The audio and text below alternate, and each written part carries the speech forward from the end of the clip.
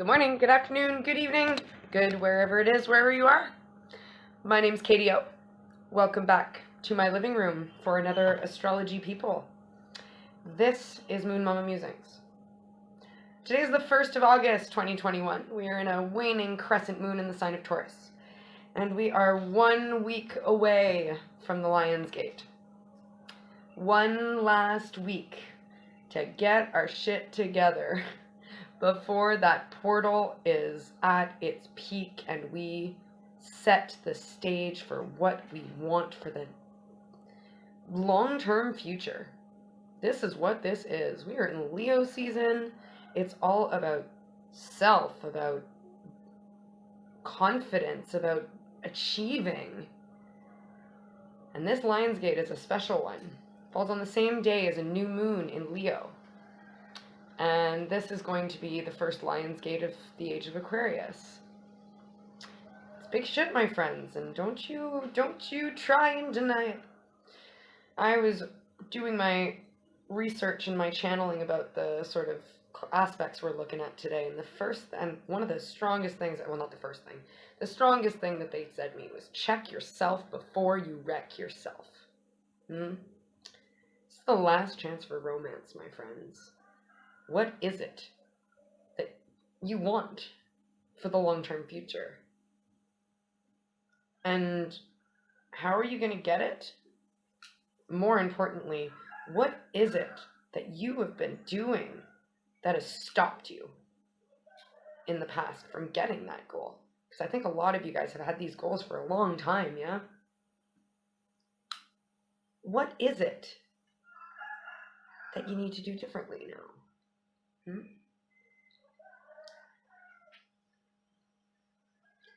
They brought to my attention and I think it was yesterday that I mentioned it in live. They brought to my attention the whole idea of the definition of insanity is doing the same thing over and over again and expecting a different result.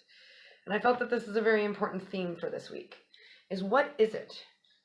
And in any representation in your life, I'm talking anything, whether it means how is it that you deal with your spouse? How is it that you deal with your boss? How is it that you deal with your family? How is it that you treat your belongings? How is it that you treat yourself? Whatever. What is it that you have been doing that you once deemed essential for your survival that is now no longer serving you? Sometimes when we need to heal, which we've been healing a lot lately, a lot of us have been doing loads of healing in preparation for this very event that's coming a week from today. I truly think that this is what's happening. When you're in a state of healing, you may need to do some things that are very, very, very extreme. Yeah.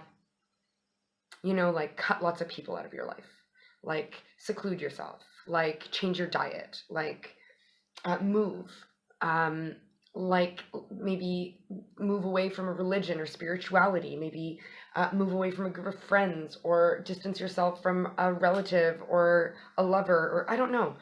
There's often these phases that you need to cut a lot of things away from you because you've accidentally gotten a whole bunch of monkeys on your back that are just tagging along for the ride. So you need to do a lot of trimming away at the shrubberies, right? And then you get into these habits of like closing yourself off, of protecting yourself, of being in a Four of Swords energy. I've talked about this. Closing yourself in a box, closing out all the light in order to stay quiet and understand yourself. Because that's part of healing. It's a very important part, is to be able to, it's like if you were shut in a box, yeah? And you were in what do they call it? The sensory deprivation tank, yeah? One of these like tanks where you're literally in blackness, maybe you're floating in water, whatever. If you were to remove all of that and remove everything, then you could surely be more readily able to connect to that vibration that is yourself, to your higher self, to your guides, to whatever it is that you're searching for, but the thing that is you, yeah? But there comes a time in everyone's healing where they've done enough me, where they've done enough protecting themselves, and they need to change their healing from a Four of Swords energy, minor arcana, to a hermit energy, major arcana, yeah. And that hermit energy is going out into the mountains, going out on a journey. Yeah, journey of ascension, by the way, yeah? And that ascension involves eventually coming back down to a same playing field as everybody else, yes. But you do need to get up over the mountains before you can go to the playing field that you want to be on. And all the while you are out there and you are holding a lantern, and the lantern is the idea, your star, the idea that you want to move towards, the thing that you want, your goals, your aspirations, your North Star, whatever that may be. So a lot of us have now been called to go to that phase of hermiting. Yeah. But the journey phase of things. Hermits don't get a bad rap sometimes. Look, I'm a Virgo. Hermit is my card, and I think I even gave it a bad rap for a long time. Hermit energy is not about closing yourself away. It's about moving forward. And you know what? People can come with you if they want to come on the journey, but it's about expanding. It's about no longer closing yourself in a box. It's about expansion. I've talked a lot about a garden in the past, and it was recently brought back up to my attention, this analogy of the garden. Yeah, the garden is great, but what about going out to the forest to get your dose of nature instead of trying to grow roses in the desert? Why don't you just go run around in the sand instead? Embrace the nature that you have around you, and if you don't like the nature that's around you, walk until you find a new environment.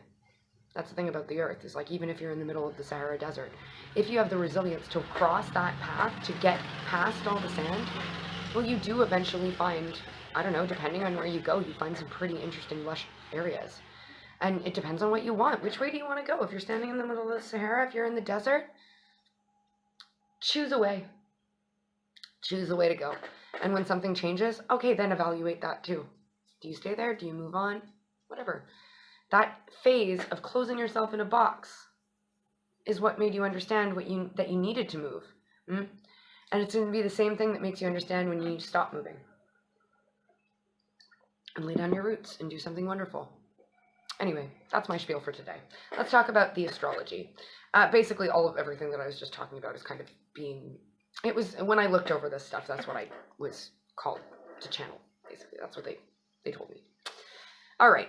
So today we have 3 aspects I want to talk to you about. Lots of moon and sun. All right. So the moon is making a trine with Venus, which is in the sign of Virgo. All right. And this is the trine itself is an expansive growth aspect. Yeah. So things are growing and expanding and changing with regards to our Venusian energies, abundance, relationships, creativity. Let's simplify it to those 3 things. And that can mean whatever it means that perks up for you. But this is very much a subconscious process, I'm hearing. There is still a lot of tweaking going on. Our Venusian energies are now being analyzed, yeah? They're being taken inventory. They're figuring out what's here, what doesn't work anymore, what we want to move forward with. You know, all of that stuff. Getting real about that abundance and creativity and really like taking a tally. But this is maybe not something that they want you to necessarily do so much in your conscious mind. I think a lot of us have been trying to check ourselves before we wreck ourselves, right? But there's like this energy of like we're trying to do too much, right? We're trying to shut ourselves away in a box when they need us to do something different now. It's the shutting us away in the box helped us heal, right? But if we're looking for things that involve in other people, we can't shut ourselves box anymore, right? If you're looking for a relationship, if you're looking for a new job, you need to start taking the journey towards it, you know? Anyway, but everybody's at their different phases. Subconscious driven, really subconscious driven with the moon in all these things. And this is also further sort of confirmed to me by the moon is in conjunction with Uranus. And a conjunction is all about the invasion of the body snatchers, right? And Uranus is the planet of unexpected change. It's the tower. It's the growth. Our subconscious, our emotion is... It's the spontaneous change to our emotional body due to this subconscious shift that we're having with our Venusian energies. Yeah, we're doing all this healing in our subconscious side. And this is stuff that we can't necessarily do in our conscious mind because our ego would get in the way. But we do it when we're dreaming, when we're meditating, when maybe if you like to, I don't know, if you're like a runner and you find that like nice quiet headspace when you run, or when you have a shower, or like I often say, and this is a friend of mine that said this to me once and I just thought it was brilliant, is that like I have my best ideas. I do some of my best work in the shower, right?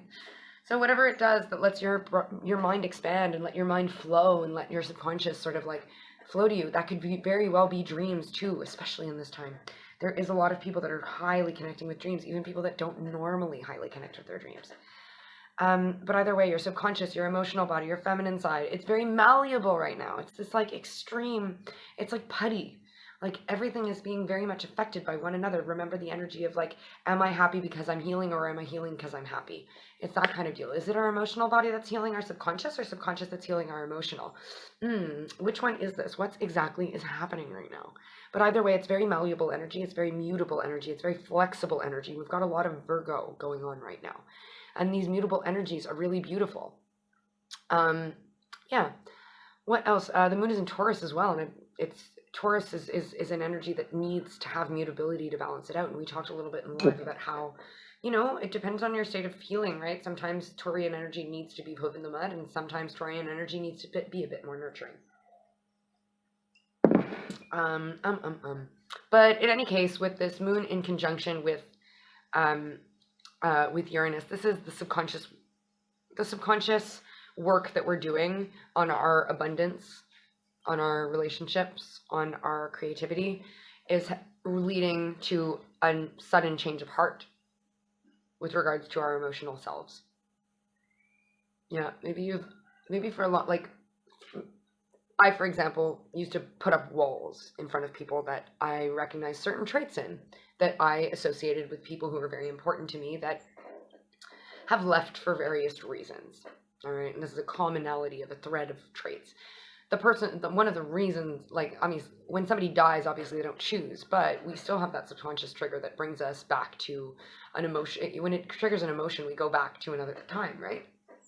So when I met people that I was triggered to a certain emotional state that reminded me of a time that I was wounded in the past, well, I would push those people away, right? Bye-bye, go away, leave me alone. This is about kind of maybe having a change of heart like that. Like, I realized that if I do that to anybody that I see warm, fuzzy, because, like, yeah, okay, the maybe the original person that triggered those emotional knee-jerk reactions in me, maybe there were positive aspects about that person, even though there's, like, everyone always remembers the bad stuff, right? We don't report the good news, we only report the bad news. So we always remember the bad things about the holiday. Like, if you talk about, oh, remember when we went to Myrtle Beach when we were a kid, and no one ever goes, oh my God, that was the holiday where it was sunny the whole time and nobody fought and we had birds flying through the sky every day and nice waves. No, they think, oh yeah, that was the time we broke down on the I-25 and we had to walk to go get gas, and it's, those things are the ones that stick in your mind. So if you, even though those are the things that trigger these emotional things, it doesn't mean that that person didn't also have nice qualities as well, right? So if every time I encounter somebody who reminds me of that person and I throw them away, well, I remove the ability for myself to experience the positive traits that that person embodies. Yeah, so it's like, if I cut everybody out of my life willy-nilly, well, I'm going to be alone very, very soon. It's this kind of thing. It's this, you have this maybe subconscious healing going on. Maybe you're doing inner child work. Maybe you're doing therapy. I don't know, whatever it may be, dream work, all of this stuff. There's this subconscious work that heals these old wounds that you have, that make a change of your emotional trigger points. And you're able to deal with scenarios much differently than you may have been once dealt with them. Last but not least, we have the sun in conjunction with Mercury. Our masculine side is being sort of taken over by this Mercury energy. Mercury is in Leo, remember? So this is like bold communication, bold ideas, it's all about it is about the sun, right? The sun is being taken over by Mercury, but that is also it's like seeing itself through a Mercury filter, right? Mercury is in the sign of Leo, which means it takes on a lot of the traits of Leo, and then it's meeting the sun, which is the planet or the star that rules Leo. It's an ego check. This is an ego check. This is the check yourself before you wreck yourself. Maybe all of this subconscious work that you've been doing, all of this emotional work that you're doing, is actually triggering some sort of like, okay, wait a minute. There's a lot of watery energy happening here, but let's talk about the masculine side of this now. We've been dealing a lot with our feminine side, or we've been dealing a lot with our shadow side. Let's look at our light side now. Ego check, guys. ego check. This is check yourself before you wreck yourself. Mercury is asking you to get real about your ideas about yourself. Get real about what the sun means to you, yeah, about what's happiness for you, what makes you happy, who makes you happy, what, where makes you happy, all of these things. Mercury wants you to check yourself.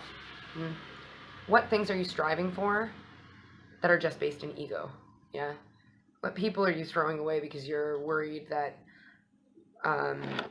they remind you a little bit too much of somebody, for example, like my whole blah blah story got to.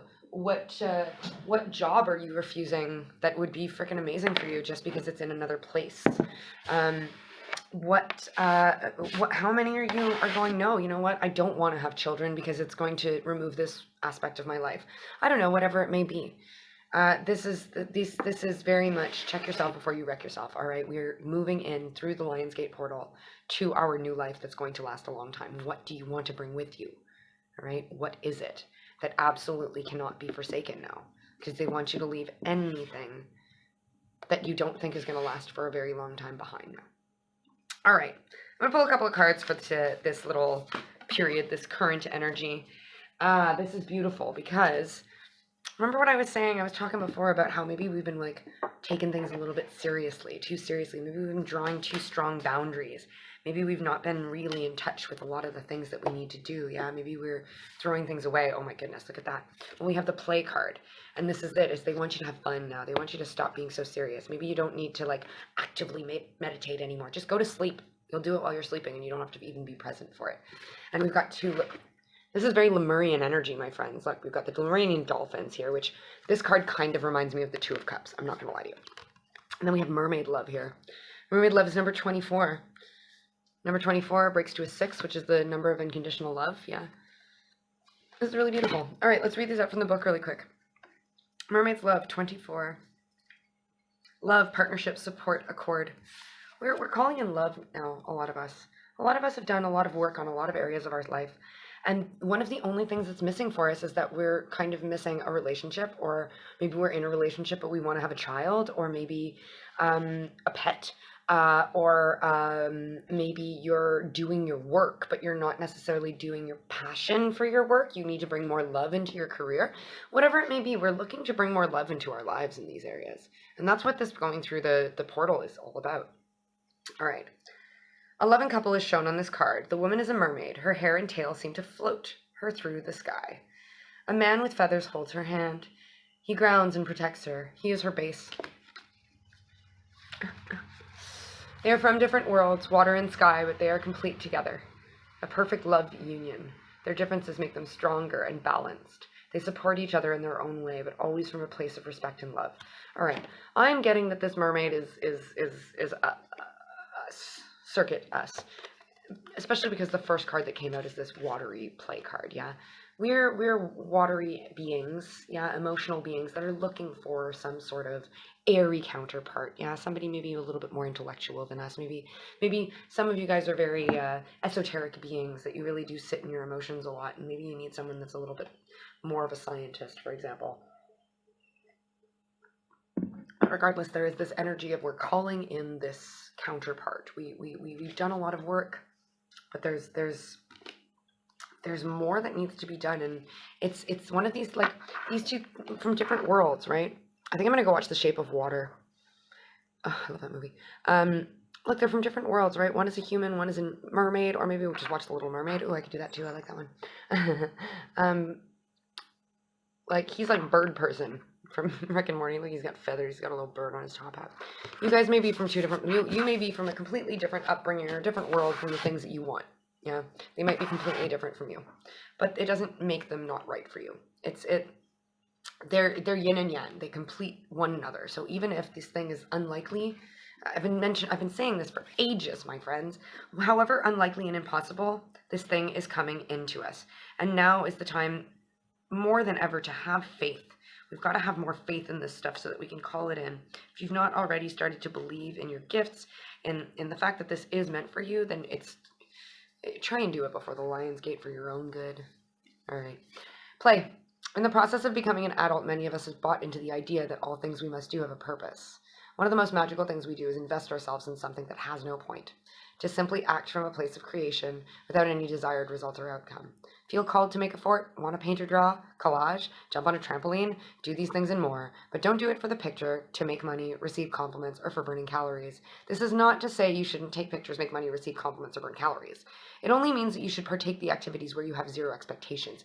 I've been saying this for quite a long time, actually, and more so this week. Is like, what is your intention? If you have doubt about an action that you're doing or about something that's happening in your life, look at your intention about it. Where is this action coming from? Where is the desire to take action coming from? Is it from a pure place? Is it from a good place? If it is, then yeah, go for it. If not, then maybe we have to reevaluate the actions we're taking. If it's to protect ourselves in terms of like, I'm worried everybody is going to fucking hurt me, so I'm going to close myself in a box because I can't trust anyone. If that's why you're protecting yourself, maybe not such a good thing. If you're not buying something because you're worried that if you spend your last pennies, you're never going to have another one, it's not the right reason, you know? It's if you're not buying it, anyway, this is very much about a balance here. We can sometimes begin an activity and then notice its benefits. It may end up becoming an item on our to-do list or something that's no longer considered play. If you still want to do it, please do, but try to do it from a place of play or find something else that is. This is exactly what I said entirely in my spiel at the beginning, entirely in what I said yesterday in live. If you've not seen it, go back and watch it. This is exactly it, guys. I'm just going to leave it at that. The animal that is this is the dolphin. The dolphin is an ally for those who have a tendency to isolate. Dolphins are incredibly social creatures and often seen playing with their pods.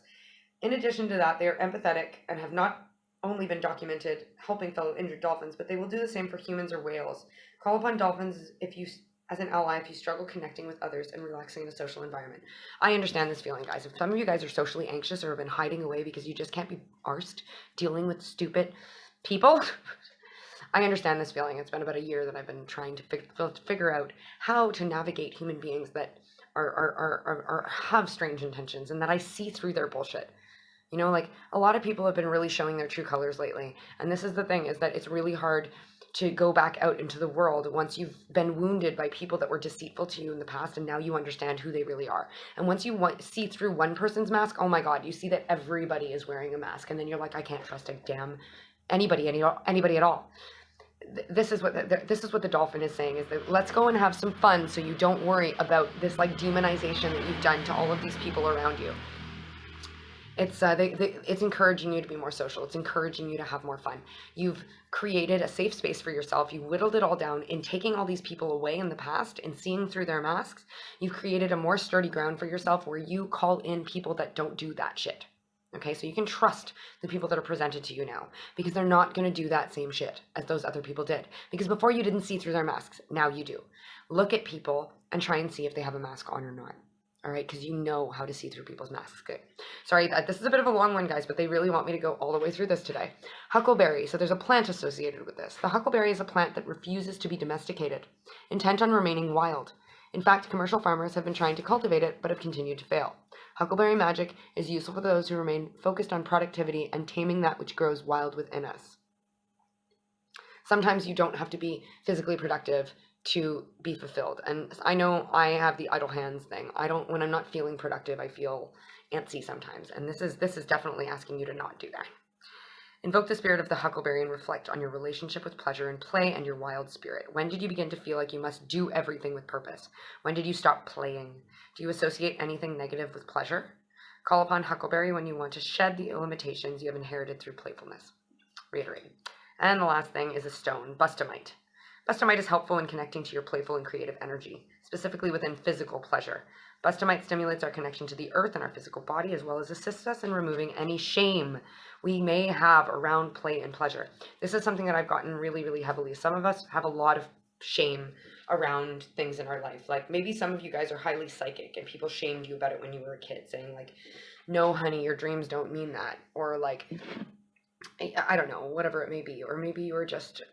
whatever kid people shamed you for as a kid, this stuff is coming up a lot now.